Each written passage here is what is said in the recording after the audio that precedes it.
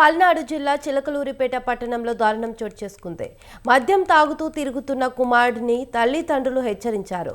దీంతో ఆగ్రహించిన మణికుమార్ తండ్రి కృష్ణారావు, సోదరి నాగలక్ష్మి మరో వ్యక్తిని కత్తితో దాడి చేశాడు. తీవ్రంగా గాయపడ్డ వారిని స్థానికులు చిలకలూరిపేట ప్రభుత్వ ఆసుపత్రికి తరలించారు. Chilakaluripet urban CI Ramesh, SI Chennakesavulu బాధితులను విచారించారు. మణికుమార్ మద్యానికి బానిసయ్యాడు.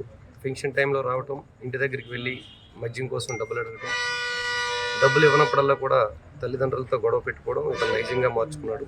ఈ క్రమంలో ఈ మంత్ కూడా ఫంక్షన్ తీసుకోవడానికి వచ్చి వాళ్ళ చెల్లెల దగ్గర ఒక 2 రోజులు ఉన్నాడు. ఆమెని డబ్బుల కోసం ఇబ్బంది పెట్టి ఒక 30,000 ఇవ్వాలని చెప్పి ఆమెను కొట్టడం జరిగింది.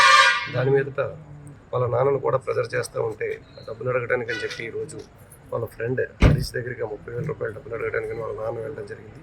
ఆ సమాచారం తెలుసుకొని అక్కడికి అతను రావటం, వచ్చి వాళ్ళ నాన్న మీద ఎగబడిపోతూ ఉండగా, చంపడానికి ప్రయత్నిస్తూ ఉండగా అదే సమయంలో వాళ్ళ బంధువులు అక్కడ చేరుకున్నారు. అప్పటికే ప్లాండ్గా తెచ్చుకున్న చాక్తో ఇంటెన్షనల్లీ ఆ 4 మీద కూడా దాడి చేయడం జరిగింది. వాళ్ళ నాన్నకి మరియు వాళ్ళ చిన్నమ్మకి, వాళ్ళ చెల్లెలికి, అదేవిధంగా పెద్ద మనిషికి కూడా రక్తగాయాలైనాయి.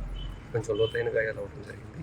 వాళ్ళకి ప్రథమ చికిత్స ఇక్కడ మన ఏరియా హాస్పిటల్ చిలకలూరిపేటలో చేసి ఎండోర్స్ చేయడం జరిగింది.